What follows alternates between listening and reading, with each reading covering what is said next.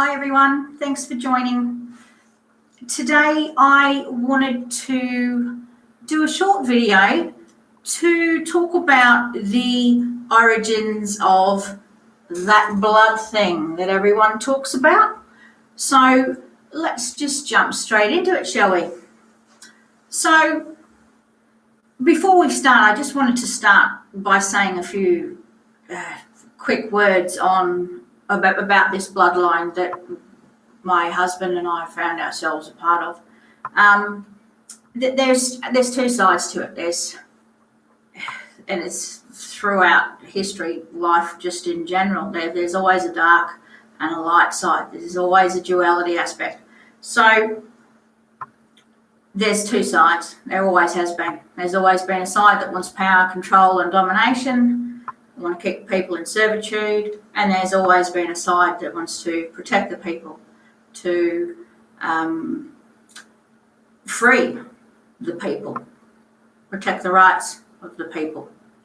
So, and this is where the Scott kingship line is different to other kingship lines. They were kings of Scots, they weren't kings of a country. There was no need to conquer anything.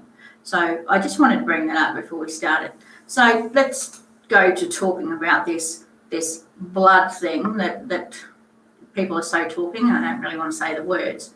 So the origins of that, it was brought to my attention today that can actually be found in the Book of Jasher. And Brett, my husband, has actually seen the original Book of Jasher. And the last person to have seen that prior to him was Lawrence Gardner. And we do believe Lawrence Gardner is a very credible source if you are researching this. So let's have a look at chapter 76. And I wanted to have a read of a couple of these paragraphs so you can understand where the origins of this blood thing come from. So Moses wasn't a very popular king of the pharaohs. He never really was. So let me just explain or read these paragraphs to you. Paragraph 2 from chapter 76 says, "All the inhabitants of the land of Cush were greatly afraid of him." Paragraph 6 says, "Now therefore hear, O ye children of Cush, and let this man no more reign over you, as he is not of our flesh." I wonder what that means. Is he of the people or is he not of the people? That's food for thought. But it is written there in paragraph 2, chapter 76. So we'll skip now forward a little bit to paragraph 7, and it says, "For it is better for you to serve the son of your Lord than to serve a stranger, slave of the king of Egypt." Now, in Lawrence Gardner's work, they do refer to the Exodus from Egypt, and they talk about in the Bible how Moses led the slaves out of Egypt. Now that's an absolute crock of BS if you ask me personally. Lawrence Gardner's work points very definitively towards Miriam leading the slaves out of Egypt, not Moses. And it does state there in paragraph 2 that the inhabitants of the land of Cush were greatly afraid of him. I wonder why. Let's keep reading. So we'll go to paragraph 28 now, and I will read a little bit more of what I've got here. And it says, "And when the Lord inflicted a plague upon the Pharaoh, the king of Egypt asked his wise men and sorcerers to cure him. And his wise men and sorcerers," and this is paragraph 29, "his wise men and sorcerers says to him that if the blood of little children were put onto the wounds, he would be healed." Okay, food for thought.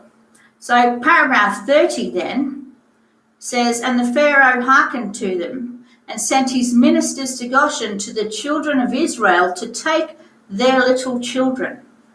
Paragraph 31 says, "And the Pharaoh's ministers went and took the infants of the children off the bosoms of their mothers by force and brought them to the Pharaoh daily, and a child each day. The physicians killed them and applied them to the plague. Thus did they do this all the days. The number of children the Pharaoh slew was 375. Paragraph 33 says, but the Lord hearkened not to the physicians of the king of Egypt. And out of the end of the 10 years, the Lord continued to afflict the Pharaoh with destructive plagues.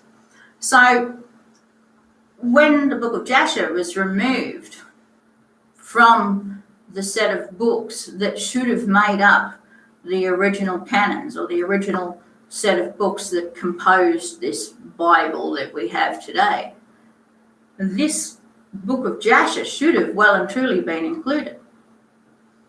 So not too many people are aware of that, but I just wanted to bring the origins of this blood thing to people's attention. That is in the public domain. That is easily sourced. You can look that up.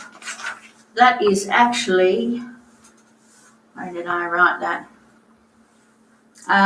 Okay, so if you do a Google, I think it's sacredtexts.com, you can find that, chapter 76. Have a read, very interesting. Thank you for joining me. See you later.